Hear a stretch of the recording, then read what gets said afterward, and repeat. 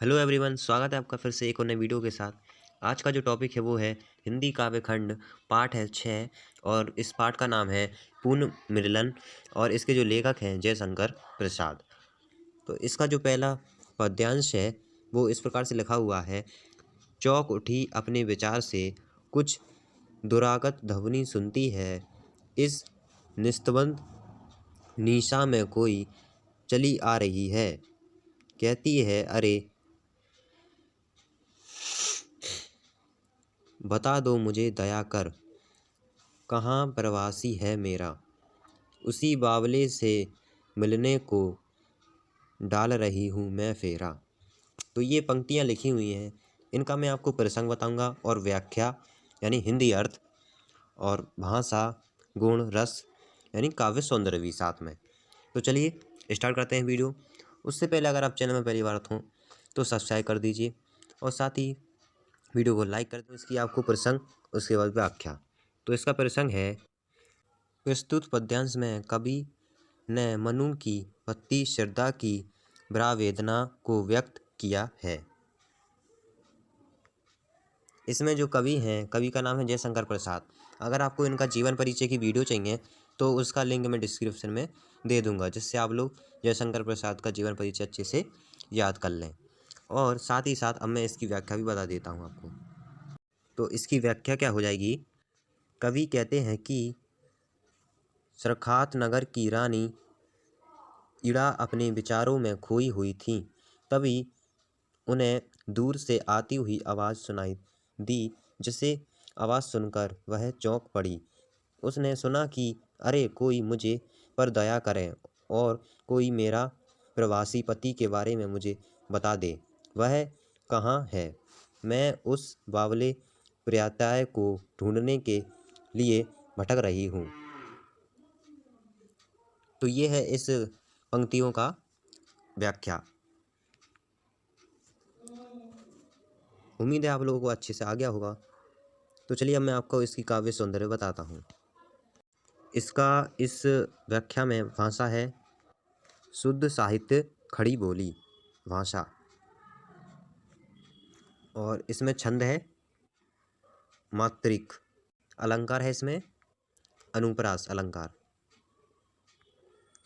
तो ये है इसका गुण प्रसाद, नीचे लिख दिया जैसे मैंने। अलंकार तो मैंने इसमें आपको बता दिया है, अनुप्रास अलंकार है, छंद है मात्रिक और शुद्ध साहित्य खड़ी बोली इसकी ये भाषा है। रस, वियोग, श्रृंगार। तो इसका रस है, आगे लिखिए गुण के आगे गुण प्रसाद, वियोग, श्रृंगार, रस। तो ये हो गया इसका काव्य सौंदर्य। अब मैं आपको दूसरी इसकी पंक्ति बताता हूँ। इसकी पहली पंक्ति का प्रसंग और काव्य मैं काव्य बता दिया है आपको। व्याख्या, सॉरी काव्य नहीं, व्याख्या। व्याख्या मैंने आपको बता दी है। तो चलिए अब मैं दूसरा जो पंक्ति है उसको पढ़ता हूँ, फिर उसके बाद आपको प्रसंग बताता हूँ। रूठ गया था अपनेपन से, आपका आपका सकी ना उसको मैं, वह तो मेरा अपना ही था। भला मनाती किसको मैं, यही भूल अब सुल सदृश हो। साल रही और मैं मेरे, कैसे पाऊंगी सबको उसको मैं, कोई आकार कह दे रे। तो ये है इसकी पंक्ति। इसका मैं आपको प्रसंग बता देता हूँ। और इस चीज़ में मैं आपको एक संदर्भ नहीं बता पाया आपको पहले वाले में। तो देखिए मैंने आपकी मेरी जो पहली वीडियो है काफ़ी ज़्यादा, तो संदर्भ किस प्रकार से लिखा जाता है वो आपको मालूम है। कि देखिए संदर्भ कैसा हो जाता है कि प्रस्तुत पद्यांश हमारी पाठ्य पुस्तिका के हिंदी काव्य से लिया गया है। इसके लेखक हैं जयशंकर प्रसाद। ये हो जाएगा इसका संदर्भ। इसी प्रकार से लिखते हैं। यहाँ कवि ने पति के विरह में व्याकुल श्रद्धा की विरह वेदना को व्यक्त किया है। तो इसमें जो कवि हैं उनने पति के बारे में बताया गया है। तो इसकी मैं आपको व्याख्या बता देता हूँ।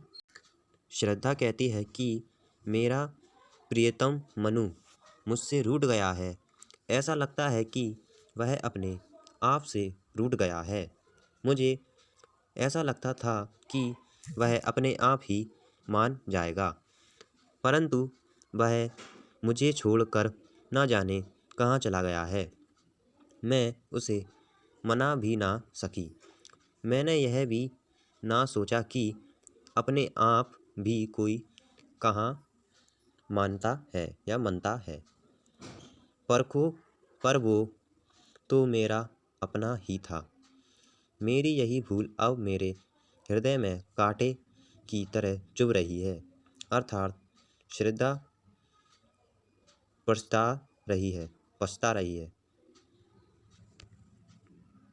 तो जो श्रद्धा है वो अपने पति को से रूठ गई, पति जो उनका रूठ गया है, प्रियतम माने उसका पति, श्रद्धा का जो पति है वो रूठ गया है। अब वो उसको मनाने के लिए ढूंढ रही है, लेकिन उसका पति नहीं मिल रहा है। तो ये बता रहा है जयशंकर जी प्रसाद, ये कवि इसमें व्याख्या कर रहे हैं। तो इसका देखिए काव्य सौंदर्य बताता हूँ। कुछ चेंज नहीं है, बस अलंकार चेंज है इसमें। काव्य सौंदर्य इसका वही हो जाएगा जो मैंने पहले आपको बताया पहले वाली में। तो देखिए काव्य सौंदर्य में इसका वही रहेगा, लेकिन अलंकार इसमें चेंज हो जाएगा। इसका अलंकार हो जाएगा रूपक अलंकार। गुण वही रहेगा, भाषा वही रहेगी और छंद भी वही रहेगा। बस आपको चेंज करना है अलंकार, रूपक अलंकार करना है। तो चलिए अब इसका तीसरा बता देता हूँ। प्रस्तुत पद्यांश में कवि ने बताया है कि श्रद्धा सोच में डूबी हुई थी, तभी उसे एक स्त्री की आवाज़ सुनाई पड़ी जो अपने पति को ढूंढने की पुकार कर रही थी। इसकी व्याख्या हो जाएगी। कवि कहते हैं कि श्रद्धा की वेदना भरी आवाज़ सुनकर चौंक कर खड़ी श्रद्धा की राष्ट्रपर पर धुंधली सी छाया प्रतीत होती है। जिसकी वाणी में करुण वेदना है, वह पुकार विरह के ताप में जलती हुई प्रतीत हो रही है। श्रद्धा का शरीर अपने प्रीतम की खोज में दुर्बल हो गया है और उसके वस्त्र भी अस्त व्यस्त हैं। उसकी वाणी खुल गई है और वह टूटे पत्तों की भांति बिखर गई है, मानो फूल से उसका प्रयाग छिन गया हो। श्रद्धा की स्थिति ऐसी हो गई है कि जैसे कोई कली पूरी मुरझा गई हो। देखिए व्याख्या मैंने आपको बता दी है। काव्य सौंदर्य में वही सब रहेगा, बस अलंकार हो गया चेंज। इसमें हो गया है उपमा और अनुप्रास अलंकार। अलंकार चेंज है इसमें केवल। जैसा कि मैं आप लोगों को संदर्भ व्याख्या और प्रसंग बता रहा हूँ, तो आप लोगों को संदर्भ भी साथ में लिखना है। सबसे पहले आता है संदर्भ, उसके बाद आती है प्रसंग। तो संदर्भ मैंने आपको ओरल बता दिया है किस प्रकार से लिखा जाता है। तो एग्जाम एंड यूनिट टेस्ट में आप लोग उसी प्रकार से लिखें जिस प्रकार मैंने आपको बताया है संदर्भ। तो इसमें बता रहा हूँ मैं प्रसंग आपको। कवि ने बताया कि श्रद्धा के साथ उसका पुत्र भी था, वे दोनों मनु को ढूंढ रहे थे। चलिए तो अब मैं इसकी व्याख्या बताता हूँ। इड़ ने उस स्त्री को देखा, उसका साथ एक सुंदर पुत्र भी था जो उस स्त्री की उंगली पकड़कर उसके साथ चला आ रहा था। वह बालक शांत और धैर्य की मूर्ति सा था। वह बालक अपनी माँ का एक मात्र सहारा था और पत्नी माँ को कस के पकड़े धीरे धीरे चला आ रहा था। कवि कहते हैं कि श्रद्धा ने उन दोनों को देखा तो वे दोनों हरे थके और दुखी लग रहे थे। वे दोनों माँ और पुत्र का घर का मार्ग भी भूल गए थे। मनु को ढूंढ रहे थे जो श्रद्धा के महल में घायल अवस्था में लेटे हुआ था।